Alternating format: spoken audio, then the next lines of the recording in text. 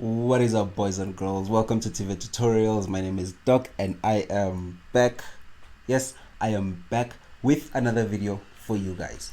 On today's video, I want to talk to you guys about the elements of the communication process. So basically what we're going to be doing is I'm going to be explaining to you guys what is the communication process, what are the 7 elements of the communication process, and we're going to be looking at the communication process model, and I'm going to sort of try and apply the whole communication process model in a scenario, right? So stay tuned, because before we get into that, we have to get rid of the nice stuff. You know what we have to do. If you're watching this video and you still haven't subscribed, come on now. Right now you should be all the way in.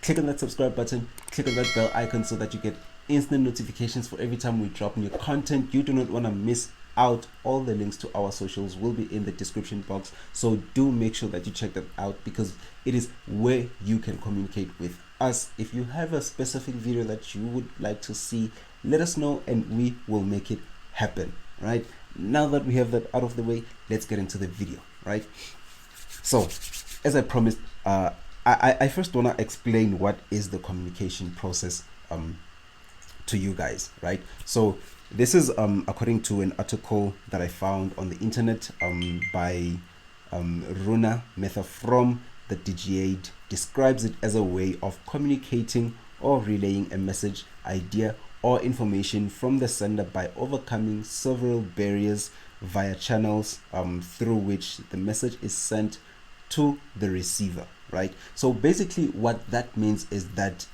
let's take this video for an example. As you see it, it has been recorded long before you're probably watching it right now, right? So a lot of things had to happen before you see this video as it is right now. I had my own phone right there, I had my lighting, I had my laptop, I had whatever I had prepared to read ready, and then I just recorded everything. So what is happening right there is the entire communication process unfolding, right? I will explain as we proceed, right? So I first want us to look at the communication process model, and then I'm going to be applying this whole video as a scenario to explain the communication process, right? So stay with me. First things first, for the communication process model to even exist, it needs to be a continuous flow. Understand? So whatever the message you are sending to your receiver, there needs to be some form of a feedback, and then again the message being sent, so sort of like a conversation. Understand? It's always flowing, it's constantly flowing. You have a communication process model right there, right?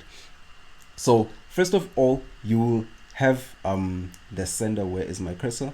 You will have the sender, right? So back to this video. In this instance, I am the sender because I have a message that I want to send to you guys as the receivers, right?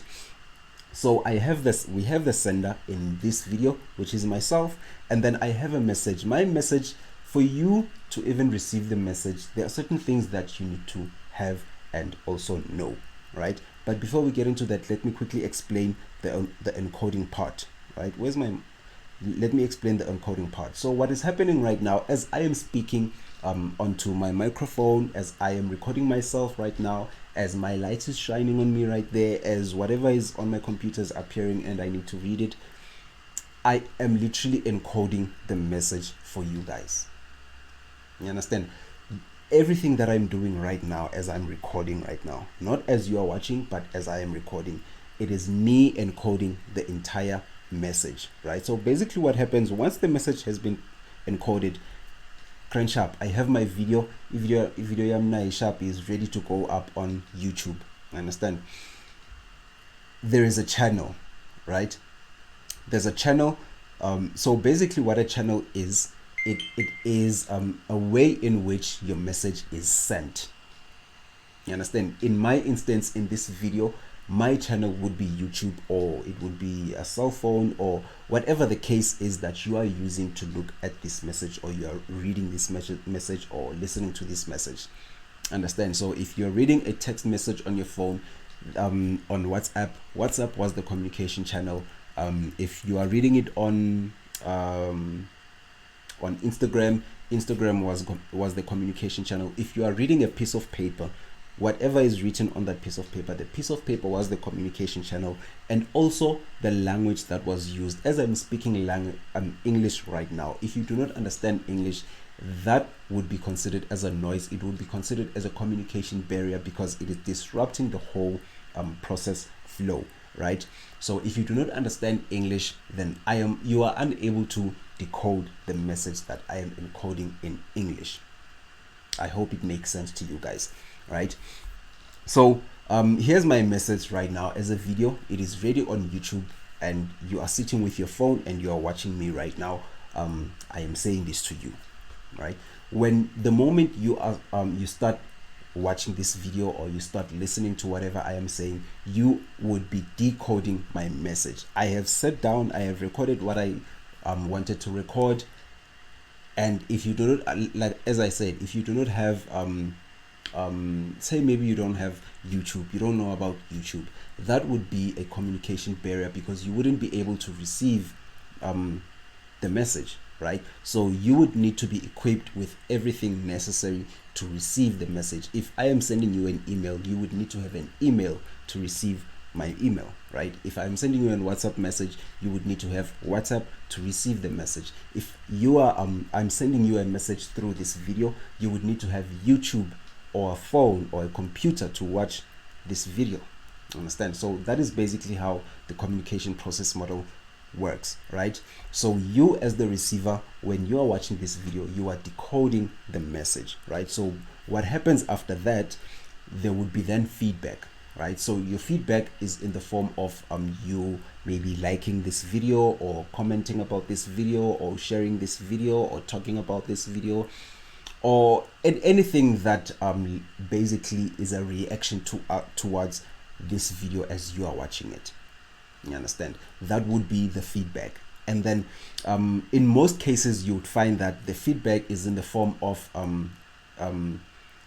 being directly sent back to the sender, right? So if I am sending maybe an email to my employee or my employer rather, to my employer, what would happen is that my employer would return back to me and say, Doc, do this, do that. Understand? And then if I reply back on that email, okay, so you're asking me to do this, shall I do this? Can I do it this way? Are we fine like this? That is me keeping the communication process model flowing. You understand? So now we have a message being sent, there's feedback, and then sending another message, feedback, so on and so forth, right? So that is the entire communication process model unfolding. Even on this video itself, as you are watching right now, there's the communication process flow currently unfolding, right? Again, if you haven't caught on what I basically touched on right now, I mentioned the 7 elements of the communication process model. Oh, sorry, the last one would be noise, right? This is the last communication, the element of communication process, right? Which is noise. Noise basically is anything that is a barrier to your communication process flow, or anything that disrupts the flow, or anything that puts it out of place.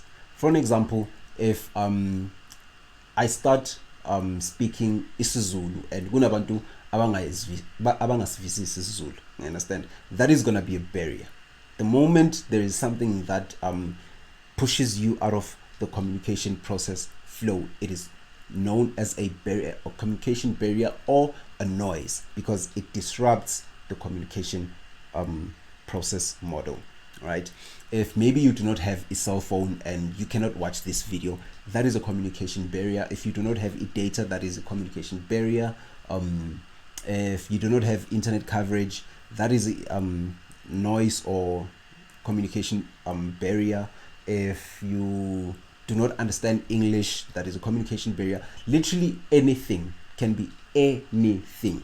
If maybe you cannot see properly and you cannot hear properly, those are communication barriers. Literally anything that sort of disrupts your communication process flow, it is considered as a communication barrier, right? Well, that is that, Bafetu. Thank you so much for tuning in. If you are watching this video and you still haven't subscribed, come on now, come on. Click on that subscribe button, click on that bell icon so that you get instant notifications for every time we drop new content. You do not want to miss out. All the links to our socials will be in the description box, so please do make sure that you check that out, because it is where you guys can communicate with us. If you want to see a specific video, let us know and we will make it happen. As I always say, from myself and my team at TVET Tutorials, adios.